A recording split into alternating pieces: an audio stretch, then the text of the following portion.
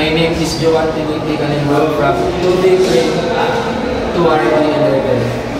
I'm here at PCCI shooting. One of the most important lessons learned at a shooting range is firearm safety. Ranges straight enforce safety protocols such as if the firearm pointed in a safe direction, treating every gun as if it is loaded. Taking fingers off the trigger until ready to shoot. This will form the foundation for responsible gun handling and are often the first thing new shooters learn.